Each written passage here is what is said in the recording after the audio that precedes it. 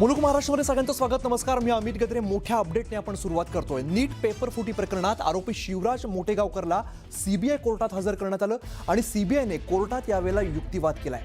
शिवराज मोटेगावकरला 23 एप्रिलला केमिस्ट्री विषयाचे प्रश्न आणि उत्तर मिळाली असल्याचा दावा सीबीआयनं कोर्टात केलाय.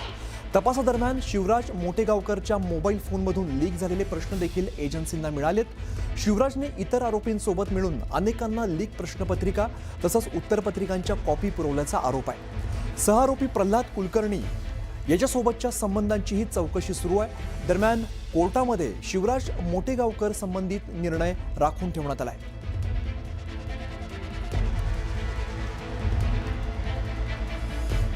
आमचे प्रतिनिधी प्रशांत रामदास सध्या आपल्यासोबत. आपण थेट त्यांच्याकडे जाऊन त्यांच्याकडून आपण अपडेट्स घेऊया.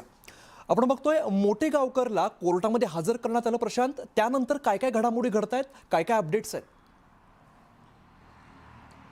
साधारणतः मोटेगावकरला सीबीआयच्या विशेष न्यायालयामध्ये हजर केल्यानंतर साधारणतः दोन्ही बाजूंनी युक्तिवाद झाला. युक्तिवाद झाल्यानंतर साधारणतः 4:30 ते 5च्या नंतर कोर्टाच्या वतीनं आज जे 10 दिवसाची कोठडी सीबीआय विशेष न्यायालयाच्या वकिलांनी मागितलेली आहे, शुक्ला यांनी, त्यावरती कोर्ट निर्णय देणार आहे. पण महत्त्वाचं म्हणजे दरम्यानच्या काळात या संदर्भात सीबीआयच्या वतीनं जे आरोपपत्र पुढं आलेलं आहे, ज्यामध्ये त्याला रिमांड नोट असं संबोधलं जातं, त्या रिमांड नोटमध्ये त्यांनी स्पष्ट केलं आहे की RCC कोचिंगचे शिवराज मोटेगावकर जे आहे यांचा थेट संबंध प्रल्हाद कुलकर्णी यांच्यासोबत होता आणि प्रल्हाद कुलकर्णींच्या माध्यमातून त्यांनी अनेक प्रश्न जे आहेत, खास करून जर बघितलं केमिस्ट्री आणि बायोलॉजीचे, म्हणजे जीवशास्त्र आणि रसायनशास्त्राच्या संदर्भातले जे प्रश्न नीटमध्ये येत असतात त्याच्या प्रश्नपत्रिका त्यांना मिळालेल्या होत्या. सोबतच NTA संदर्भात जे अधिकारी आहे यांच्यासोबत देखील ते संपर्कात होते असल्याची माहिती सीबीआयच्या रिमांड नोटमध्येच म्हणण्यात आलेलं आहे. आणि RCC कोचिंग सेंटरवर जो छापेमारी करण्यात आली होती सीबीआयच्या वतीने, त्यामध्ये लॅपटॉप, त्यानंतर मोबाईल आणि काही प्रश्नपत्रिका देखील जप्त झाल्या होत्या. ते प्रश्नसंच देखील जप्त करण्यात आलेले आहे.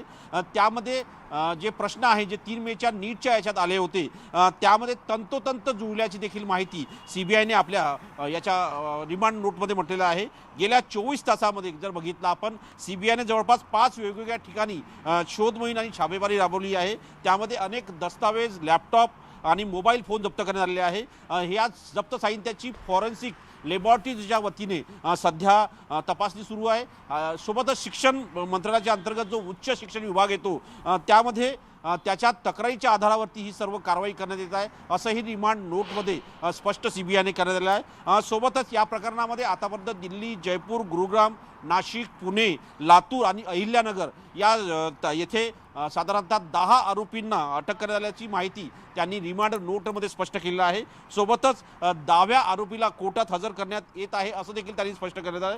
यामध्ये जर बघितलं रसायनशास्त्र आणि जीवशास्त्रामध्ये देखील प्राणीशास्त्र आणि सोबतच झुलॉजी आणि बॉटनी या 2 विषयांच्या संदर्भातले जे प्रश्न आहे, त्या प्रश्नांसाठी लाखो रुपये विद्यार्थ्यांकडून विशिष्ट कोचिंग क्लासेसच्या माध्यमातून घेण्यात आल्याचं देखील या रिमांड नोटमध्ये स्पष्ट करण्यात आलेलं आहे. परीक्षेच्या आधी येणारे प्रश्न जे आहे त्या संदर्भात या क्लासेसमध्ये समजावून सांगण्यात आलेलं आहे आणि कशा पद्धतीने या प्रश्नाची उत्तरं द्यायची हे देखील स्पष्टपणे त्या क्लासेसमध्ये सांगण्यात आल्याचं सीबीआयने म्हटलेलं आहे. अनेक या माध्यमातून, अनेक दलालांच्या माध्यमातून हे प्रश्नसंच देशभरातल्या विद्यार्थ्यांना पोहोचवण्यात आल्याचंही देखील या सीबीआयच्या रिमांड नोटमध्ये स्पष्ट करण्यात आलं आहे. त्यामुळे या संपूर्ण प्रकरणाचा निष्पक्षपणे तपास व्हावा आणि व्यावसायिक पद्धतीने तपास व्हावा, यासाठी आम्हाला 10 दिवसाची कोठडी हवी आहे असं स्पष्टपणे या रिमांड नोटमध्ये स्पष्ट करण्यात आलं आहे. त्याच्या आधारावरती आता कोर्ट निर्णय घेईल आणि साधारणतः 5-5:30 नंतर हा निर्णय अपेक्षित आहे. विशाल. बरं, धन्यवाद प्रशांत या सगळ्या सविस्तर माहितीसाठी. दरम्यान शिवराज मोटेगावकरचे काही व्हिडिओ आता सोशल मीडियावरती मोठ्या प्रमाणात व्हायरल होत आहेत आणि आपल्या क्लासेससाठी हा मोटेगावकर कशी मार्केटिंग करायचा आणि त्यामुळे तो या पेपरफुटी प्रकरणात कसा अडकला त्याच्या या व्हिडिओमधून समोर येत आहे. तर त्याचे काही व्हिडिओ समोर येत आहेत. आपण बघतोय पुष्पा स्टाईल एक व्हिडिओ बघायला मिळतोय, झुकेगा नाही असं तो म्हणतोय. तर दुसरीकडे मॉकचे प्रश्न जसेच्या तसे आले त्याचा सुद्धा तो उल्लेख करताना दिसतोय. त्यामुळे मोटेगावकरच्या अटकेनंतर आता हे व्हिडिओ चांगलेच चर्चेत आलेले आहेत. दरम्यान नीट पेपरफुटी प्रकरणात लातूरच्या RCC शिकवणी वर्गाचे प्रमुख शिवराज मोटेगावकर याला केंद्रीय गुन्हे अन्वेषण विभागाने ताब्यात घेतलं आणि अशामध्येच शिवराज मोटेगावकरचा एक व्हिडिओ सध्या व्हायरल होतोय. पुष्पाचा डायलॉग म्हणत त्याने त्याच्या क्लासची स्तुती केली आहे.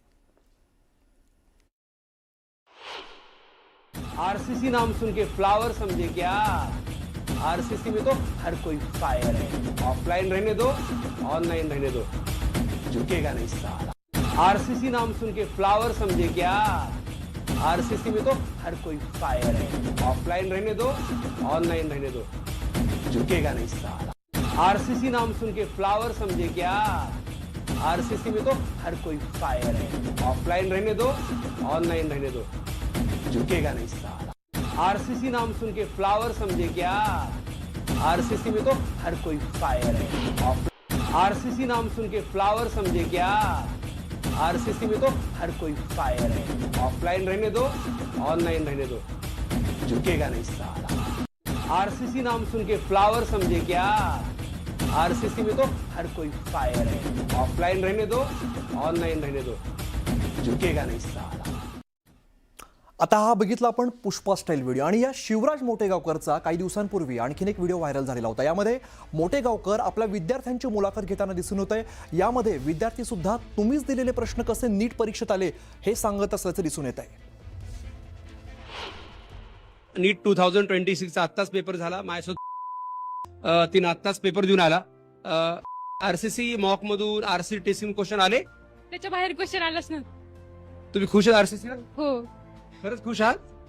बायोलॉजी काय म्हणते? सगळं एनसीआरटी बेसिस मॉक टेस्ट मध्ये जे विचारलं ते चालतं. आपल्या मॉक पेज सोपं होतं का अवघड होतं?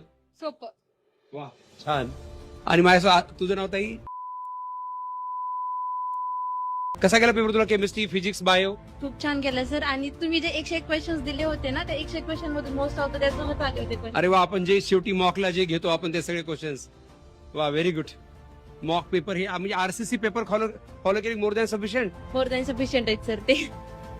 अच्छा अच्छा, व्हेरी गुड व्हेरी गुड. खूप छान खूप छान.